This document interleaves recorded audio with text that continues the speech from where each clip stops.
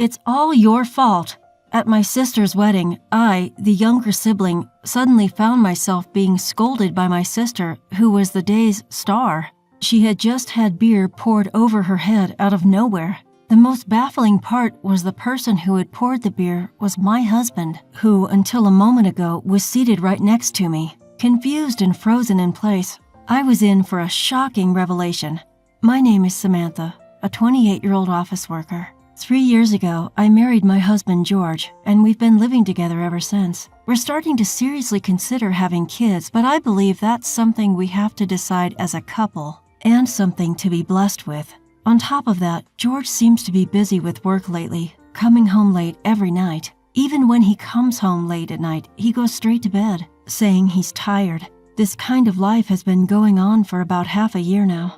I can't help but sigh naturally, as it feels like we've become a mature couple that's lost its spark. George has been acting differently lately. He feels like a completely different person from the man I know. He used to be known as a doting husband. Since we started dating, he has given me flowers and gifts every year on my birthday. He's a very diligent and sincere person. This quality is also reflected in his work, as he was chosen to be the department head of a newly established department at the company where he works. George's company is filled with young employees. The president of George's company is a young man who runs several businesses and is known to be very capable. He doesn't show his face to his employees usually, insisting on equality, and occasionally sneaks into the company to check things out. Sounds like an interesting company. Yeah, isn't it? That's why neither I nor my colleagues have ever seen the president's face. He seems to be about our age, which is pretty amazing, George said. The company is a major one in our hometown, so we could live on George's salary alone. But since we don't have children yet, I'm continuing to work. Then one day, oh, by the way, a new employee joined today, and it was a big surprise. It was your sister, Mary. What? My sister? At George's words, I was surprised and also felt a bit unpleasant. I have an older sister named Mary, who is 2 years older than me, but to be honest, I've hated her since we were children. Mary seems to be the type who isn't satisfied unless she's the center of attention, and she's done things that I hate since we were children. In TV shows and comics, you often see scenes where a kinder older sister gives something to her younger sister, but I can't relate to that at all. For example, there was a time when our uncle gave us handkerchiefs of different colors. The handkerchiefs were cute, one pink and one yellow. Mary liked pink. I liked yellow, so naturally, I thought Mary would choose the pink one, but she said, I want the yellow one. My uncle, knowing that Mary liked pink, said, Oh, you're okay with not having the pink one? Yeah. Look, Samantha, isn't it nice? She showed me with a smirk. From a young age, I had been living such a life, so I accepted the remaining pink handkerchief.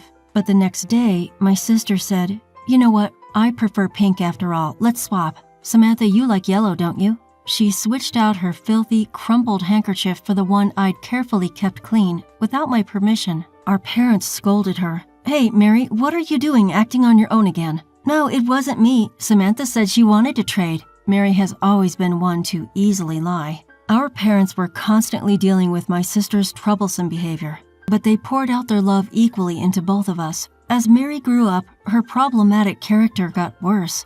When I introduced my boyfriends to her in our student days, they would often suddenly break up with me shortly afterwards. At first, I didn't understand why, but everything clicked when I saw her flauntingly holding hands with my ex-boyfriend on our way home from school. Unlike me, who was rather reserved, Mary was stunningly beautiful and flashy. Her character might have been the worst, but she was quite the looker, fooling many people. Mary's obsession with me was abnormal, but I guess that's because she hated me just as much as I hated her. From then on, I stopped introducing my boyfriends to her. Even now, Mary remains single, but she's always got some high-flying boyfriend by her side. At our wedding, she showed absolutely no interest in my then unemployed husband and even smirked, saying, He suits you just fine. Then, Mary suddenly showed up at my husband's company. What made matters worse was a call coming from my mother saying, That girl seems to have broken up with her boyfriend again. I wonder when she's going to settle down. I thought to myself, no way, she wouldn't go after a married man, let alone my husband, and I started feeling anxious. But looking back, my husband started coming home late around the same time that Mary joined his company. While I was going through these anxious days, an event happened that cleared up all my worries. It was a call from Mary. Hey, it's been a while, hasn't it, Samantha? Yeah, it has been. What's up, Mary? Well, I'm getting married, and I really want you and your husband to come.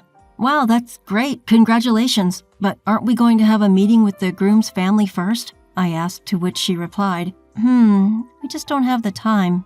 I'm actually pregnant. Oh, congratulations. Sorry for getting pregnant so suddenly. Mary laughed. I wasn't sure why she apologized to me. Honestly, I was pretty upset, but I didn't want to show it, so I just said, I'm looking forward to it, and ended the call. Even after hanging up, I remained upset for a while, but then I thought, if she's getting married, that means nothing happened with George, and I was worried for nothing, and I felt relieved. That night, when my husband came home unusually early, I said, I got an interesting call today and some big news. Oh, really? Who was it from?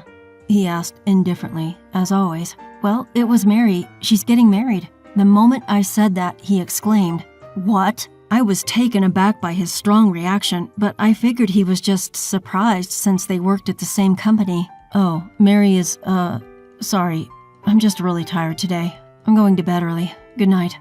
He swiftly headed off to the bedroom as usual. Passing by our bedroom one evening, it seemed that my husband George was on the phone with someone. He sounded a bit emotional, but I figured it was a work call, so I didn't pay much mind to it. At that time, I didn't notice that George nonchalantly addressed my sister without any formalities. That's how much I trusted him. Then came Mary's wedding day the following month. Ever since that day, George had been constantly grouchy. Hey, could you at least stop with the sour face today? It's disrespectful considering it's a wedding. All right, I got it, he replied.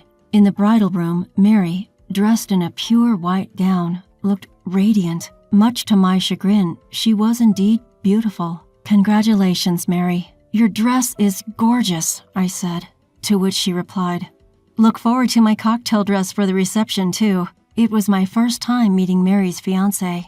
He seemed like a nice guy, and he was an employee at a company within our business circle. I hate to admit it, but for Mary, who usually dates high-profile men, he seemed a bit unusual. However, the reason became clear later. His rural parents own a lot of land and are loaded. I hit the jackpot, Mary whispered to me, grinning triumphantly. It wasn't of much interest to me, so I simply responded with, Wow, impressive. At my lackluster reaction, Mary's face fell a bit, but she soon smirked and said, Well, enjoy. You too, George. Catching George's face from the corner of my eye, I noticed an expression of sadness, regret, something I couldn't quite put into words. When I asked him later, Did something happen with you and Mary at work? He responded curtly and somewhat angrily, Huh?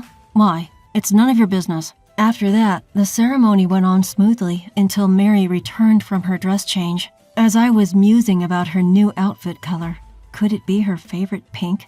The entrance door swung wide open. In that instant, I couldn't help but utter, Huh. My sister's dress was my favorite shade of yellow. Of course, at my wedding, I wore my beloved yellow dress. Furthermore, the dress my sister wore more closely resembled mine from that time. Hey, doesn't Mary's dress look just like mine? I asked George. There was no response. Was he drunk? His gaze, however, was firmly fixed on Mary. By the way, Mary's pregnant. Do you think she's all right? I asked.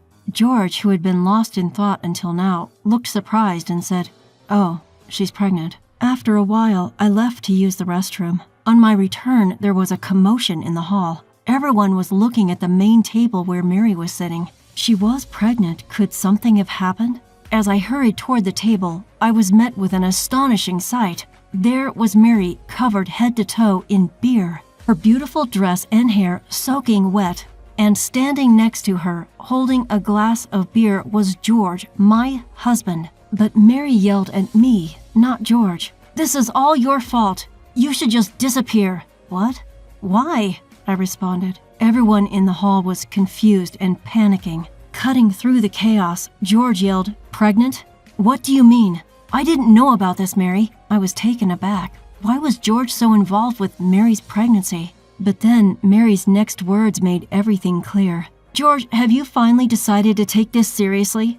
Wait, what? Mary and George? Why? I blurted out, only to be told by my husband, "Keep your mouth shut if you don't have a clue."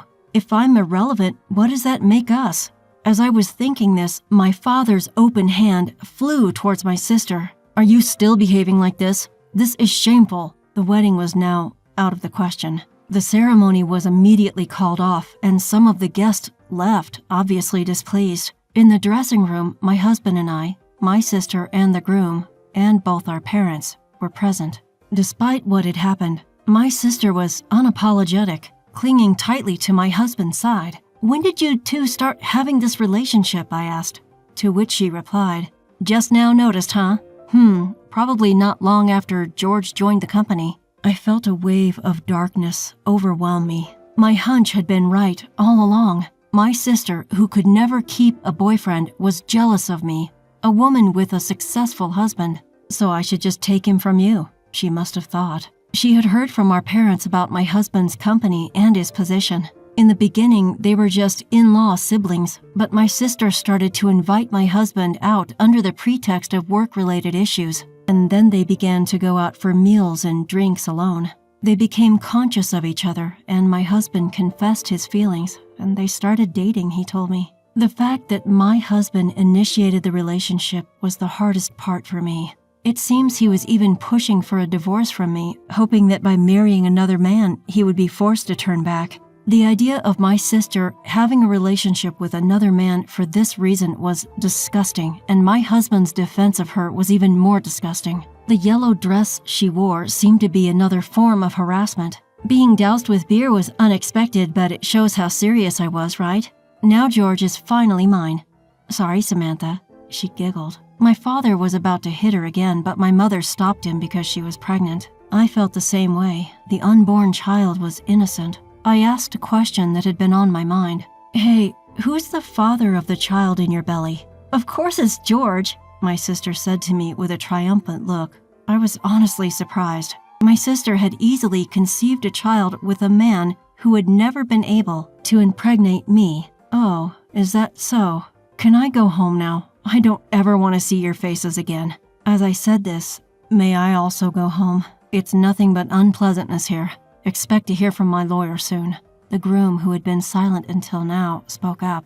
At this, my husband sneered. "I'll pay for whatever you want in damages because Mary is going to be with me. If you get it, get lost." Realizing that the groom was beneath him, my husband looked down on him completely. "Is that so?" The groom smiled and left with his parents. His smile was a little scary. A few days later, my divorce from my husband was easily finalized. With favorable terms for me, a lump sum of alimony was transferred to me. They probably wanted to be together as soon as possible, regardless of the cost. Despite being a husband who cared about societal appearances, it seemed like he'd painted me as the villain at his workplace, spinning a charming tale of my sister, his sister-in-law, standing by his side through it all. And brazenly, they continued to work together. To outsiders, they probably seemed like a happy couple, but I knew it wouldn't last. A few months later, my sister called me. I hesitated to pick up, but the relentless ringing of the phone got on my nerves.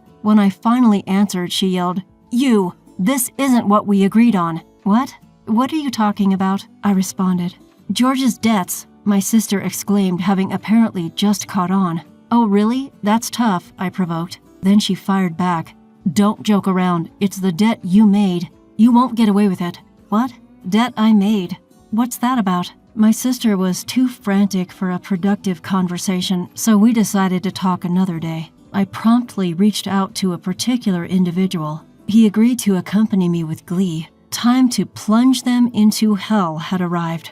A week later, I headed to our meeting place with this individual. Upon their arrival, my sister and her husband were more shocked by the person seated next to me than by my presence. The person I had contacted was none other than Mary's ex-fiancé, John. "Why is John here?" "But you two losers do make a good pair."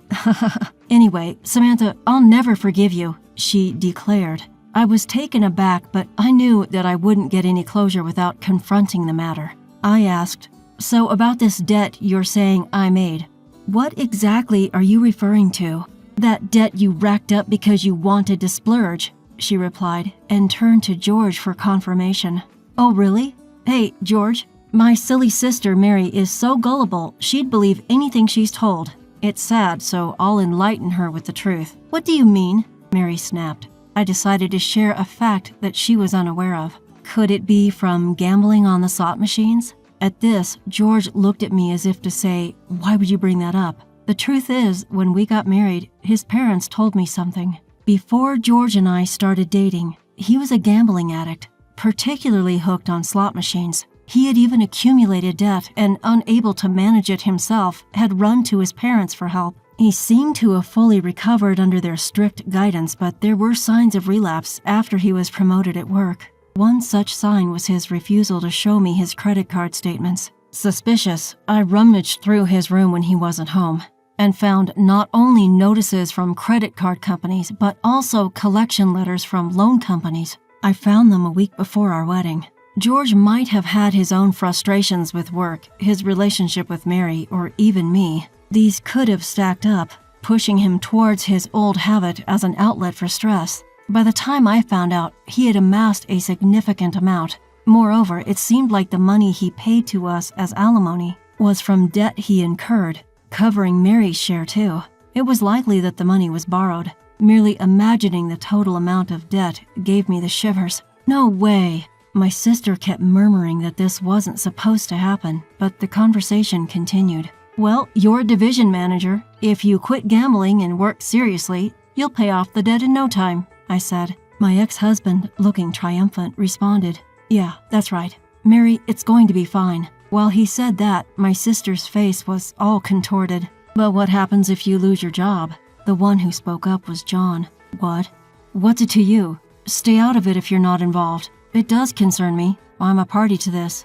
Granted, I don't know much about Mary since we haven't known each other long. Apparently, my sister and John met at their favorite bar, and maybe due to the alcohol, they hit it off, and the next thing they knew, they were sleeping in the same bed. But John was fully clothed, and when my sister later contacted him saying she was pregnant, he acted like a gentleman and decided to marry her. But then another man shows up, claiming the baby is his. I can't make heads or tails of this. I can't make heads or tails of it." Even though he spoke calmly, I could tell he was furious. "To be honest, it could have been anyone.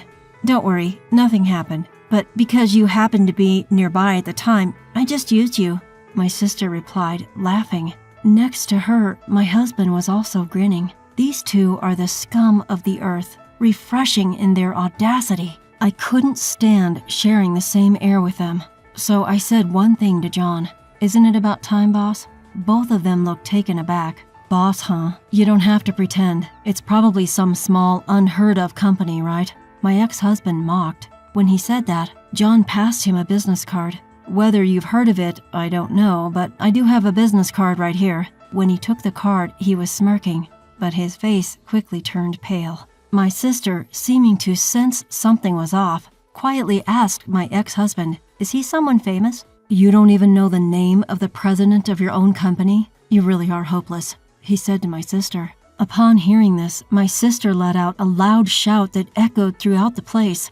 "The president?" I found out about this 2 weeks after the divorce. At the advertising agency where I work, there was a plan to interview the president of a local company, and it turned out to be John. We were both really surprised when we saw each other. He had kept everything hidden about my sister because she was an employee at his company, intending to reveal everything after the wedding. Both their faces turned pale. Ignoring their reactions, John continued speaking. "I don't judge my employees based on their private lives. However, I've been getting numerous complaints about the two of you. I think I can guess why. Apparently, ever since my sister joined the company, my ex-husband, under the pretense of field work, was often slacking off with her. My sister herself, brandishing the shield of being a manager, seemed to be throwing her weight around despite being a newbie at work. Naturally, performance suffered and the atmosphere in George's department was utterly dreadful. I'll be in touch about the disciplinary measures. Excuse me," John said as he left. "It's all your fault," my sister screamed, which could best be described as bitter resentment. "Stop yelling, it'll affect that big belly of yours. Not sure whose child it is, though," I said. At that, George, who had been in a state of shock, lunged at my sister and yelled, "What are you talking about? Stop it. Don't attack a pregnant woman. And aren't you well aware that it might not be your child? When I said that, George looked frustrated, while my sister looked a little panicked. We never had a child. We just couldn't. The problem wasn't with me. It was with George. We had tried for a child and gone for tests. It turned out that George had a significantly low sperm count. The doctor suggested other methods and recommended treatment, but George wouldn't accept the result, refusing to move on to the next step. I waited for him to come around, but that day never came. When George found out about my sister's pregnancy, he was ecstatic, thinking, "It was a lie, I can have a child." But when she spitefully held a wedding, he was honestly angry and reportedly doused my sister in beer from head to toe. The two of them are absolutely insane. "So whose child is it?" A fight erupted right in front of me, but I didn't care, so I said, "I think things are going to get tough from here, but I have nothing to do with it. I'm leaving. Goodbye." And I left the bar. Even after that, the two of them were still squabbling loudly. Sometime later, my sister gave birth. It turned out the child wasn't George's, but the child of a coworker, a subordinate of George. My sister thought it was a fling, but it seemed the man was serious. He didn't trust her with the child, so he took custody. I thought that was for the best. And sure enough, my sister didn't resist. She didn't show any interest in the newborn and seemed to be avoiding touching it more than necessary. She had been planning to have any man's child since she thought being with a high-spec man like George would allow her to lead a wealthy life. I'm horrified. Even though she is my sister, I don't even consider her my sister anymore. Rumors spread about the real reason for George and my sister's divorce and how they got together. Both of them were slated to be transferred to different departments and George was going to be demoted, but both felt uncomfortable and quit their jobs. They seemed to believe they would easily find new jobs, but that didn't work out. Many local business owners, whom John had invited, attended the wedding and seemed displeased with George and my sister. They were infamous, and it's unlikely they'll ever get a decent job in town again. Still, their debts aren't decreasing. We later found out that George had made my sister a co-signer and borrowed money from unsavory sources. There was a lot of initial strife, but my sister, who had always relied on men, still seemed to be with him. In a way, they deserve each other. Both tried to ask their respective parents for money but were turned away. They work from dawn till dusk, doing temporary or part-time jobs, but life seems tough. They brought it on themselves. I hope they have a hard time. As for me, I've met someone at work and we've decided to tie the knot. Happily, we're also expecting our first child. I've had my fair share of struggles, but right now, I'm the happiest I've ever been.